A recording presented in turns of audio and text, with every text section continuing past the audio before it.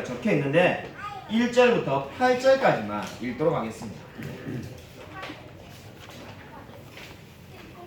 신약성경 268쪽에 있습니다. 신약성경 268쪽.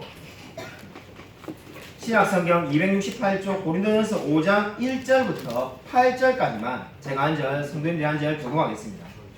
주보에는 1절부터 13절까지라고 되어 있는데 오늘 말씀이 1절부터 8절까지만 살펴보도록 하겠습니다. 신약성경 268쪽입니다. 고린도전서 5장 1절부터 8절까지 제가 한 절, 성도님들이 한 절 교독하도록 하겠습니다.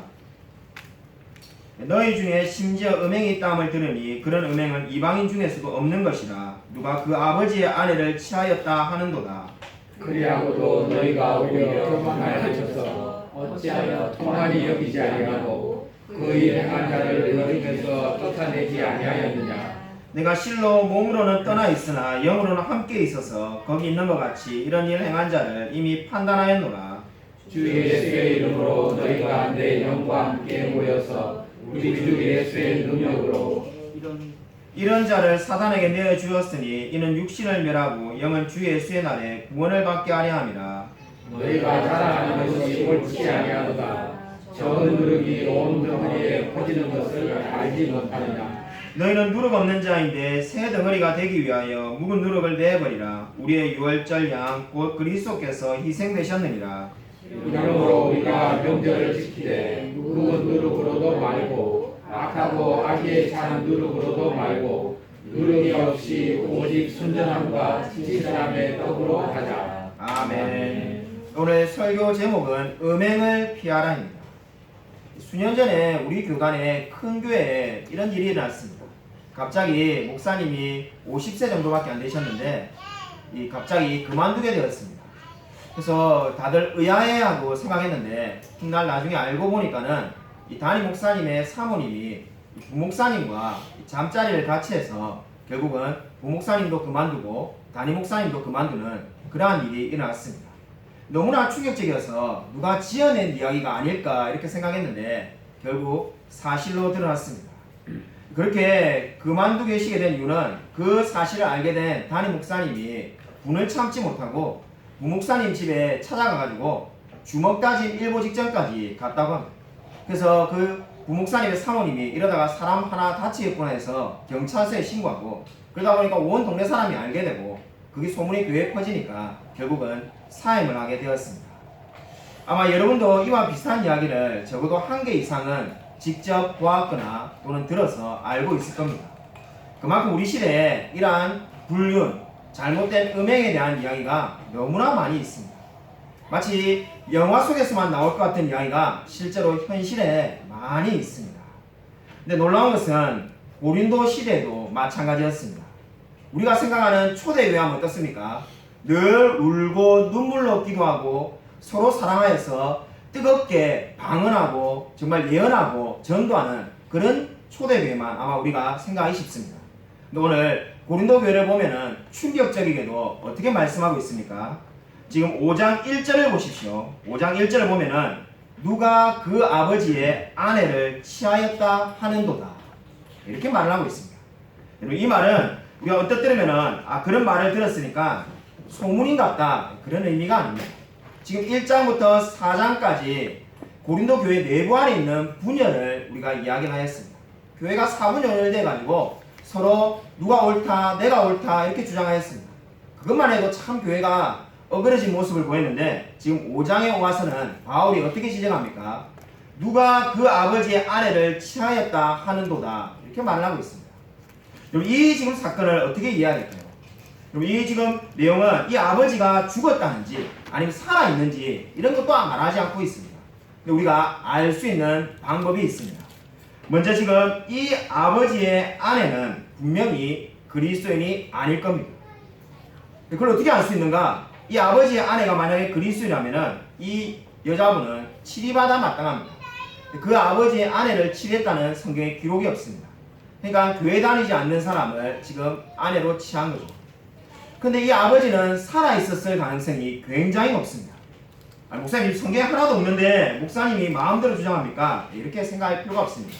그 근거가 어디 있냐면은 우리가 성경을 보면은 찾지는 않겠습니다만은 레위기 18장 8절과 신명기 22장 30절에 이런 말씀이 있습니다. 아버지가 살아있는 동안에 계모나 그리고 첩을, 아버지의 첩을 아내로 맞아들여서는 안 된다는 말씀이 성경에 분명히 있습니다. 그러므로 지금 바울이 고린도 교회 성도들에게 이 이야기를 꺼내는 것은 살아있는 아버지의 두 번째 아내를 지금 취한 사람이 고린도 교회 안에 있다는 겁니다. 이렇게 생각하는 것이 대부분의 학자들의 견해이고 저도 그 견해를 따르고 있습니다. 그러니까 지금 문제가 되는 게 뭡니까? 아버지가 살아있는데 아마 이혼을 했겠죠. 아버지가 이혼을 했거나 그 두 번째 아내를 버렸거나 하여간 아버지와 지금 떨어졌는데 그 두 번째 아버지의 아내를 지금 그 아들이 아내로 맞아들였다는 겁니다. 그래서 지금 그것을 바울은 어떻게 말합니까? 이방인들도 하지 않는 행동이라고 말을 하는 겁니다. 아마 우리 시대에 이런 일이라도 여러분이 뭐라고 말하겠습니까? 아마 다 개탄하며 욕을 할 겁니다. 예, 그렇지. 방금 이렇게 반응이 나오니까 예, 소리를 지르듯이 예, 아마 이게 소리를 지르면서 예, 말도 안 되는 거라고 예, 참 효과음이 딱 맞춰서 잘 나온 것 같습니다. 아마 이방인 중에도 없는 음행이라면서 어떻게 그렇게 인생을 사냐라고 말을 할 겁니다. 그런데 지금 그런 일이 우리 초대교회 가장 아름답다고 하는 그 초대교회 고린도 교회 안에 일어났습니다. 근데 더 놀라운 건 뭡니까? 그 다음에 2절입니다. 이 죄를 지으면은 그럼 양심의 가책이 돼가지고 회개하며 주님께 나오는 게 아니라 어떻게 반응을 보인다는 겁니까? 우리 지난주에 제가 말씀을 드린 것처럼 교만하다고 지금 말합니다. 자, 지난주에 설명했는데 교만이라는 단어의 의미가 4장 6절에서 어떠한 의미라고 했습니까? 콧김을 훅훅 불다라고 말했죠. 그러니까 상대방이 지금 이렇게 야 너 어떻게 아버지 아내를 네가 아내로 맞이할 수 있느냐 그렇게 말하니까 콧김을 훅훅 불면서 가짜나 하며 반박한다는 겁니다. 그게 교만이라는 거죠. 도무지 뭐 그 말에 전혀 양심의 가책을 느끼거나 신앙적으로 회개할 마음이 전혀 없다라고 지금 말을 하는 겁니다. 이게 지금 바울이 말하는 고린도 교회의 실상인 겁니다. 그냥 사분오열되어서 서로 싸우기 때문에만 문제가 아니라 아버지의 아내를 아무런 양심의 가책이 없이 취하는 사람들이 고린도 교회의 성도라고 그렇게 말을 하고 있습니다. 아마 이런 말씀을 들으면 우리가 이런 생각을 할 수가 있습니다. 아니 교회가 어떻게 이 지경이 되었는가 아마 우리가 이렇게 생각할 수 있습니다. 근데 우리 4주년 때 와서 설교하신 이재건 목사님의 말씀대로 모든 교회는 완벽한 교회가 없습니다. 초대교회도 지금 문제가 많이 있었습니다. 근데 여기서 지금 이야기가 끝나는 것이 아니라 더 충격적인 말씀이 이제 오는데 우리 5절 말씀입니다. 충격적이고 가장 이해하기 어려운 말씀이 5절입니다. 우리 5절 말씀을 같이 한번 읽겠습니다. 네, 시작. 이런 자를 사탄에게 내주었으니 이들은 육신을 멸하고 영령은 주 예수의 날에 구원을 받게 하려 합니다. 아마 우리 교리 공부를 많이 한 사람일수록 이 5절 말씀이 상당히 마음에 읽기에 불편할 겁니다. 이런 자를 사탄에게 내어줬다. 이런 자는 누구를 말합니까? 아버지의 아내를 자기가 취한 사람. 근데 그 사람을 어떻게 했다는 겁니까? 사탄에게 내어줬다는 겁니다. 언뜻 보면 어떤 생각이 듭니까? 구원이 취소되는 것처럼 보이죠. 근데 우리가 다 알다시피 우리 장로교의 교리는 한 번 구원받으면 영원히 구원을 받는 겁니다. 이 감리교 목사님이나 성결교 목사님이나 아니면은 우리 순복음교 목사님은 이 부분을 설교할 때 아무런 어려움이 없습니다. 자, 우리 근데 장로교 목사님이나 우리 장로교의 성도님들은 뭐 굉장히 마음이 불편할 겁니다. 아니 그럼 우리가 간음을 하면은 그럼 이제 지옥에 가는 건가? 그죠? 이게 선택 생각이 동의하기 어려운 이유가 어디 있습니까? 다윗도 밧세바를 간음했는데 천국에 갔습니다. 근데 왜 바울은 이런 자를 사탄에게 내어주었다 이렇게 말을 합니다. 그러니까 아마 읽으면서 굉장히 많이 성경에 대한 생각이 혼란스러울 수밖에 없습니다. 근데 오늘 지금 이 성경에 말하는 바가 무엇입니까? 여러분 주목해서 잘 들으십시오. 오늘 이 성경에 말하는 바는 우리 많은 분들이 성경 읽을 때 이 영혼을 지옥에 보내려고 하는 것다 그렇게 생각하는 것과 정반대입니다. 오히려 지금 이렇게 사탄에게 내어준다는 것은 그 영혼을 반드시 구원하며 하나님께 데리고 가기 위해서 그렇게 지금 말을 하고 있는 겁니다. 어떻게 그것이 가능한가요? 지금 보시면은 육신은 멸하고라고 되어 있는데 여기서 말하는 육신이 저와 여러분의 몸을 말하는 것이 아닙니다. NIV 성경이 잘 번역해 놓았는데 여기서 말하는 지금 5절에 있는 육신은 우리의 재성을 이야기하는 겁니다. 그러니까 저와 여러분 자체를 이제 가늠한 사람이 있으니까, 만약에 지금 우리 교회에 이런 사람이 있으니까 너 이제 다음 주부터 교회 오지 마십시오. 지금 그렇게 한 겁니다. 출교를 한 겁니다.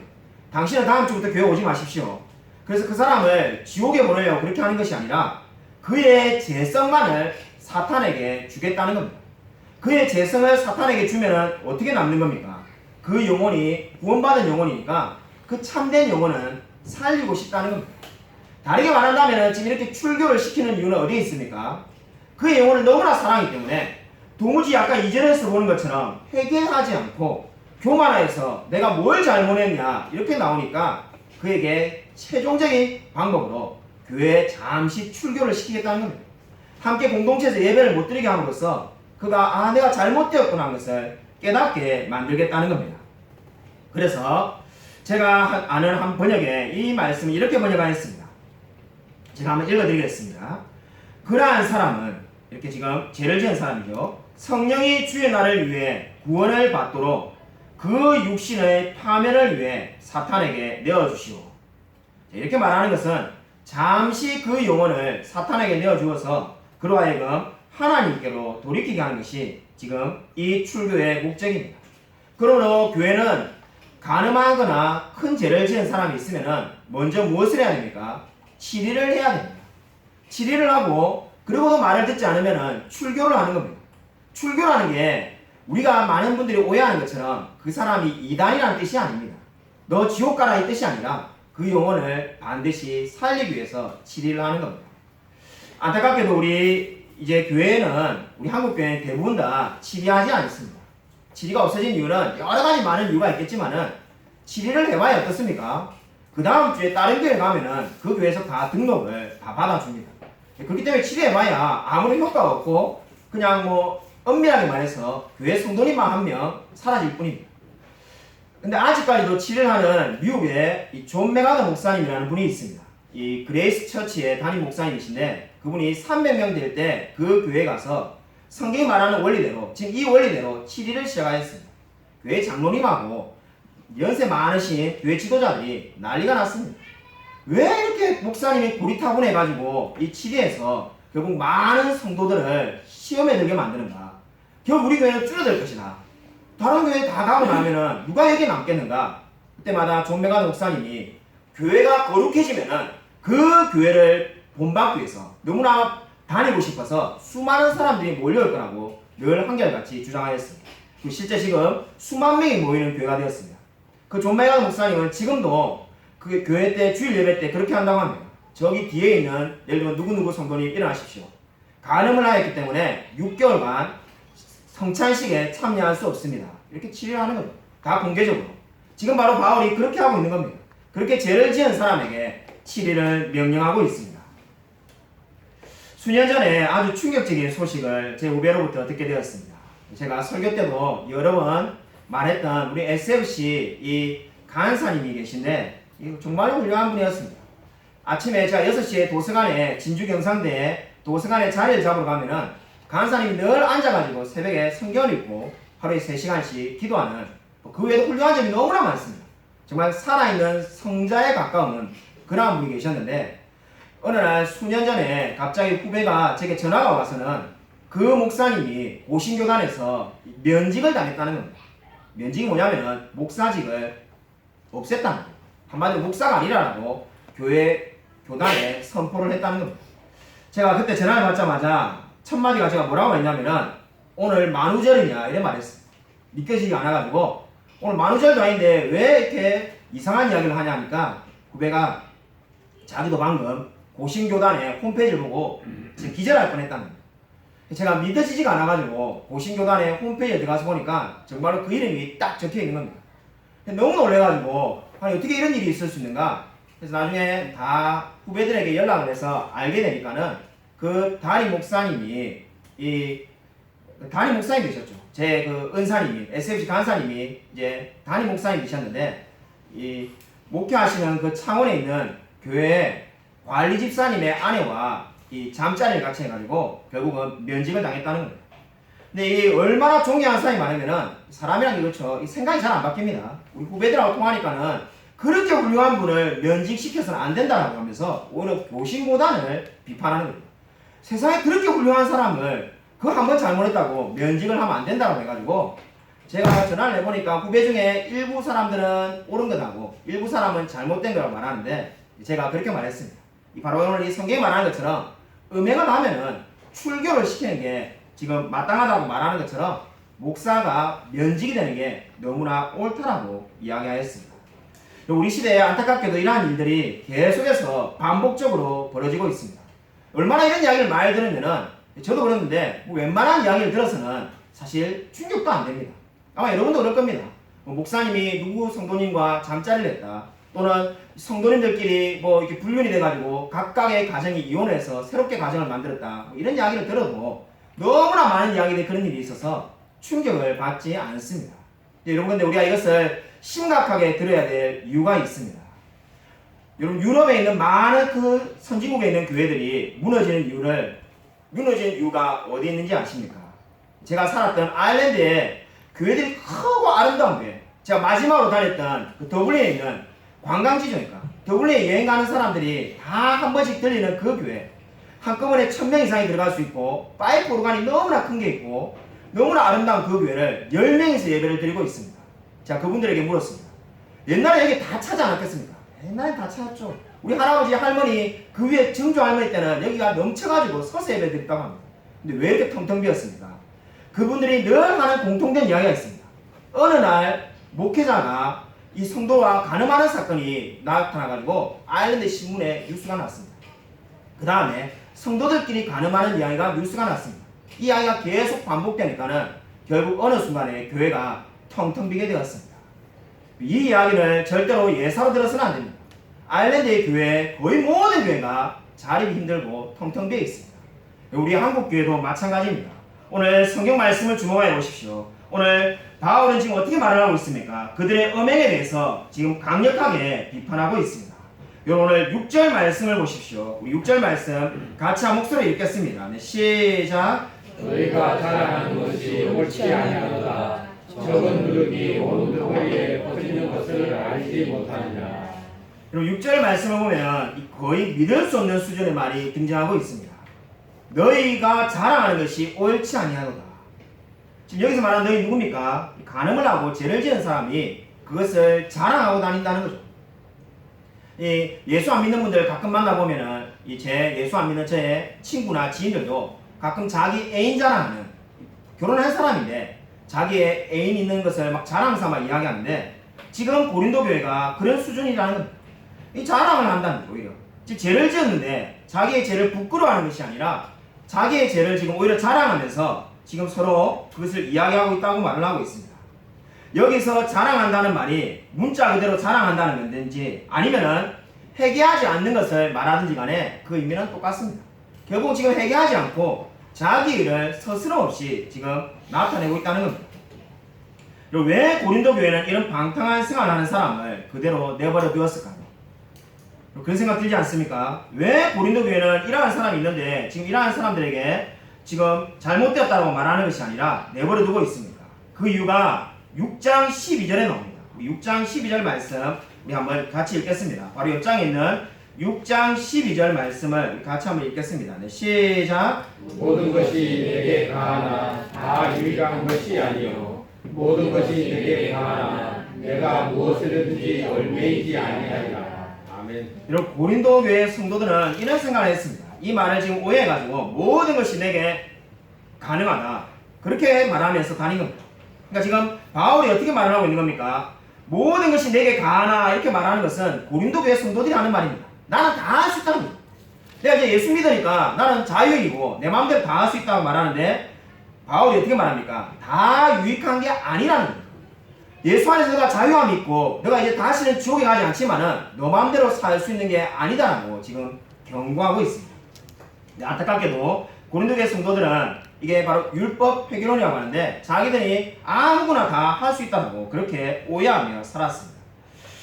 여러분이 음행에 대해서 지금 오늘 성경은 계속해서 경고의 말씀을 하고 있습니다.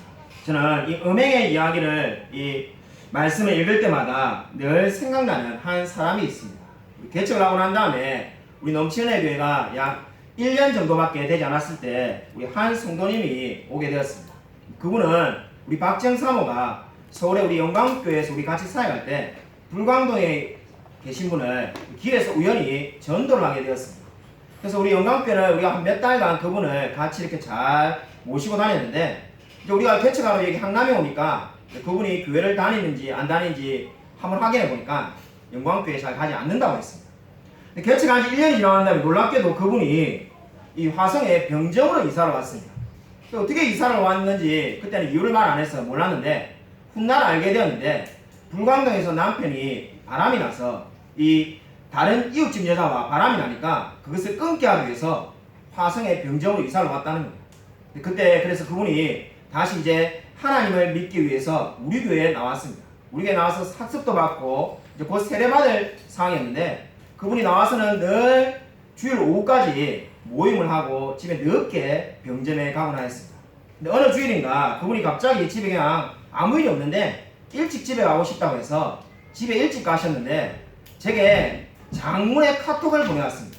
그 카톡에 보면은 그 집에 일찍 가니까는 집에 컴퓨터가 켜져 있었는데 메이트온이 켜져 있는데 그 남편이 이걸 하다가 그냥 나가버린 거죠. 남편이 어느 여자와 음담패설에 가까운 이야기를 주고받는데 그거를 제가 사진을 찍어서 목사님 누가 봐도 이것은 불륜인 것 같지요 이렇게 물었어요. 제가 딱 한눈에 봐도 보통 사이가 아니었습니다. 그러니까 이분이 너무나 상처가 컸던 게 불광동에서 유부녀와 바람이 나서 그걸 끊기 위해서 왔는데 또 직장에 있는 아가씨와 이 바람이 난 겁니다. 너무나 속이 상해서 이제 어쩔 줄 몰라 하다가 이분이 이 우리 교회 성도님이 옛날 그 여자분은 이제 관계를 정말 끊었는가 싶어가지고 불광동에 있는 분에게 전화를 했다고 합니다. 전화를 하니까는 묻지도 않았는데 이 불광동에 계신 분이 이미 남편이 이 아가씨를 만나고 다니기까지 다 알고 있었다고 합니다. 그러니까 결국 어떻게 되겠습니까? 이미 양쪽을 다 만나고 있는 거죠. 제가 그때 그분의 이야기를 보면서 제일 안타까웠던 것은 남편이 아마 잘못했다라고 용서를 구하면은 아마 그분은 계속 살았을 것 같습니다. 제 생각엔 그렇습니다. 남편이 아무런 죄의식이 없고 자기가 잘못했다는 말이 없고 그냥 뭐 그렇게 됐다는 식으로 계속 이야기하면서 어쩌다 보니까 이렇게 됐다는 식으로 계속 설명하는 겁니다.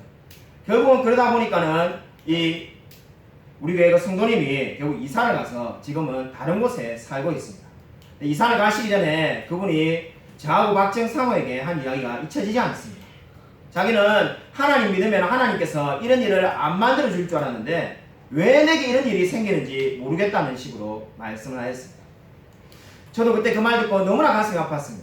아니 좀 하나님 예수 믿으려고 하는데 다른 것도 아니고 뭐 부자 되게 하겠다는 것도 아니고 예수 믿으시고 싶다는데 좀 그런 일 좀 안 생기면은 지금 좀 아마 신앙 잘 생겨가지고 우리 교회 좋은 집사님 되었을 건데 왜 이런 일이 생깁니까? 자, 아무리 뭐 기도해도 저도 답을 알 수가 없습니다. 자, 지금 하나님을 원망하자는 게 아닙니다. 우리의 생각으로는 하나님이 왜 그런 일을 허용하시는지 다 알 수가 없습니다.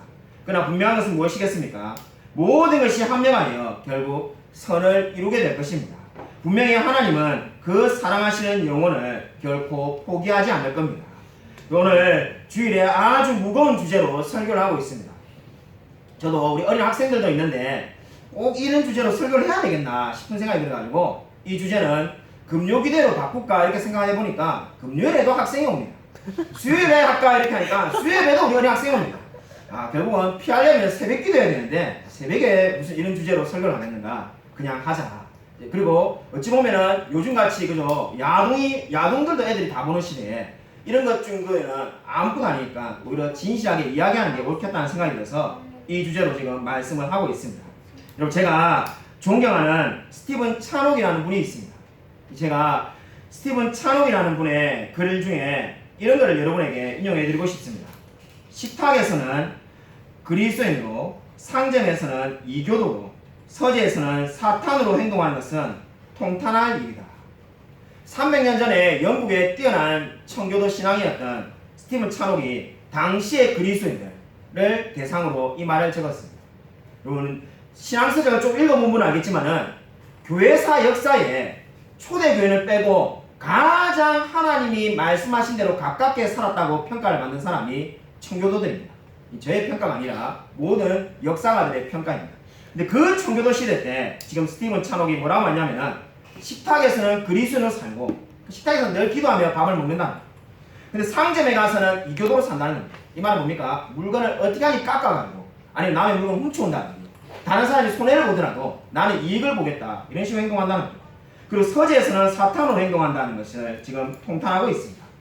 이것이 바로 무엇을 의미합니까? 우리 시대에 우리 많은 그리스도인들의 삶이 이와 마찬가지일 수 있습니다. 우리는 정말로 우리의 마음을 지키며 지금 살아가고 있습니까? 우리 시대에 많은 유혹들이 저와 여러분 가운데 놓여 있습니다. 그리고 종교개혁자 마틴 루터와 그의 제자 간에 이러한 일화가 있습니다. 루터가 어느 날 제자들을 앉혀놓고는 로마서를 강의하였습니다.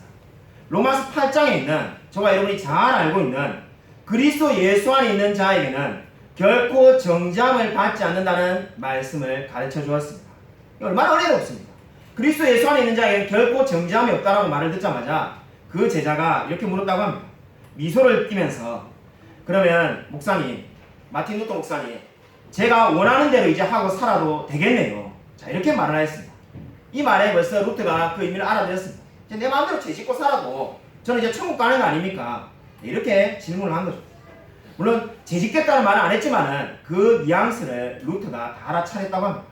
실제 우리 많은 성도님들 가운데 이 로마서를 공부할 때 그런 오해가 들 겁니다. 나는 이제 내 마음대로 살아도 되겠구나. 그렇게 생각하는 그 제자를 향하여서 지금 루터가 이렇게 말했다고 합니다. 그렇다면은 자네가 원하는 것이 무엇인가?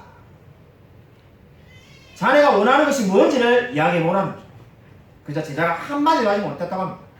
만약에 그냥 죄 짓는 게 하고 싶습니다 이런 말하면은 뭐라고 말하겠습니까? 루터가 그거는 하나님께 영광이 안 되니까 잘못된 거라고 말할 거고, 그렇다고 해서 그냥 자기 마음을 속이고 거짓말을 하고자 하니까 그것은 잘못된 거니까 한마디도 할 수가 없었다는 거죠. 여러분, 그리스도 안에서 우리 마음대로 우리가 원하는 대로 살아갈 수 있습니다. 근데 저와 여러분이 원하는 것이 무엇이냐고 묻고 있는 겁니다. 그 원하는 것이 정말로 하나님의 마음에 합당한 것입니까? 여러분, 정말로 우리는 오늘 이 성경 말씀처럼 정말로 하나님이 원하시는 대로 삶을 살아가고 있습니까? 오늘 8절 말씀을 보시면은 묵은 누룩으로 하지 말고 오직 순전함과 진실함의 떡으로 하자라고 그렇게 말을 하고 있습니다. 어떻게 하면 우리가 경건하게 살 수 있을까요? 7년밖에 목회하지 않았지만은 여러분들도 이름을 다 알고 있는 영국의 목사님이 있습니다. 고작 7년을 목회했는데 한국에 있는 대다수의 성도님들이 이분의 이름을 압니다. 그분은 바로 맥체인 목사님입니다. 우리 교회도 한때 우리가 갖다 놓았었는데 맥체인 성경 읽기 표라는 게 있습니다. 이분이 고작 7년밖에 사역을 안 했습니다. 왜냐하면 30살에 돌아가셨기 때문입니다. 그 맥체인 목사님의 전기를 읽어보면 이런 말이 나옵니다. 한 달에 하루를 택하여서 죄를 고백하는 특별한 날로 정하겠다. 하나님을 닮아가려고 하니까는 자신의 마음에 욕망이 너무나 많고 정욕이 많기 때문에 도무지 그렇게 살 수 없으니까 한 달에 하루를 택해서 죄를 계속 고백하는 날로 삼아야 되겠다고 결심하는 부분이 나옵니다. 여러분, 우리가 어떻게 하면 음행을 이길 수가 있을까요? 여러분, 이 시대에 우리가 잘못된 사람들의 일을 이야기만을 계속 여러분에게 전하고 설교를 마치고 싶지 않습니다. 저는 음행에 대해서 정말 어릴 때 크게 상처를 받은 사람입니다.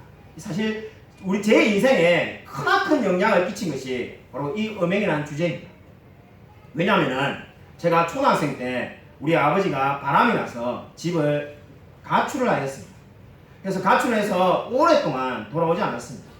그래서 우리 집이 그 당시에 연탄 가게와 얼음 장사를 했는데 어머니 혼자 연탄 가게와 얼음 장사를 한다고 얼마나 고생한지 모릅니다. 제가 어린 시절을 떠올리면은 기도원에 간 기억이 너무나 많습니다. 자, 목사가 되고 난 다음에 이 서울이나 경기도에 있는 또는 강원도에 있는 기도원을 가면은 왠지 와본 것 같은 생각이 들어가지고 우리 어머니에게 말을 하면은 그 기도원 어릴 때 다 가본 데다. 네, 이렇게 말씀하십니다. 어릴 때 정말로 전국에 있는 기도원을 수십 군데를 갔습니다. 뭐 조치원, 강원도 안 가본 데가 없습니다. 그때 어머니가 늘 울면서 이 아버지가 지금 안 돌아오는데 어떻게 해야 될지 기도하는 모습이 기억이 납니다. 근데 어느 날 한 1년쯤 지났을 때 제가 초등학교 6학년일 때 어머니가 저를 앉혀놓고는 이렇게 물어보았습니다. 성실아, 너 아버지랑 같이 살래? 아니면 우리끼리 살래? 자, 그 순간을 잊지를 못합니다. 이게 어머니가 이혼하시려고 하는 겁니다. 제가 한 번에 멈추짐도 없이 바로 이렇게 말하였습니다. 아버지는 필요 없으니까 우리끼리 삽시다. 이 바람난 아버지랑 생각도 안 되기 때문에 필요가 없고 우리끼리 삽시다. 그래서 저는 이제 어머니가 이혼할 줄 알았습니다. 근데 이게 뭐 이혼을 하려고 해도 아버지가 와야 그죠 뭐 이혼을 하지, 연락도 안 되는데 뭐 요즘같이 휴대폰이 있는 시대가 아닌데 어떻게 하겠습니까? 집이 쫄딱 망해가지고 부산에서 창원으로 이사를 왔습니다. 이사를 와서 3명이서 산다고 정말로 뭐 말로 표현할 수 없는 어려움이 있었습니다. 근데 절대로 돌아오지 않을 것 같은 우리 아버지가 마치 탕자처럼 돌아왔습니다. 얼마나 사람이, 우리가 부자였는데 가난해져가지고 얼마나 사람이 초라해졌는지 노숙자처럼 어느 날 갑자기 나타났습니다. 믿기지 않는데 돌아올 것 같지 않았던 아버지가 돌아왔는데 저는 어머니가 당연히 다시는 꼴보기 싫으니까 나가십시오 이렇게 할 줄 알았습니다. 너 같은 건 사람이 아니니까 어디 뭐 지옥에 가라 이렇게 할 줄 알았는데 마치 아무 일도 없었던 것처럼, 정말 성경의 탕자 이야기가 재현되는 것처럼 너 왜 그때 그랬어? 너 왜 그때 바람이 났어? 너 왜 그때 나한테 상처를 줬어? 너 그 많은 재산 다 어디 갖다 놨냐? 이런 말을 하나도 하지 않고 그냥 마치 아무 일 없었던 것처럼 그냥 자연스럽게 사시는 겁니다. 제가 중학교, 고등학교를 지나면서 정말로 그 행동이 이해가 되지 않았습니다. 우리 어머니는 왜 이렇게 살까? 바본가? 아니 이걸 뭐 까져 물어야 될 것 같은데 왜 저렇게 사는가? 바보도 이런 바보가 없다. 제가 설교하니까 지금 바보라고 말하는 거지 솔직히 마음에 더 심하게 오겠습니다. 그냥 바보 멍청이가 따로 없구나 이렇게 제가 생각했는데 30년 넘게 지났습니다. 저는 자신 있게 말할 수 있는 것이 저희 어머니 생애에 가장 성경적으로 행동하고 가장 훌륭하게 행동한 것이 바로 우리 아버지를 용서한 것이라고 믿습니다.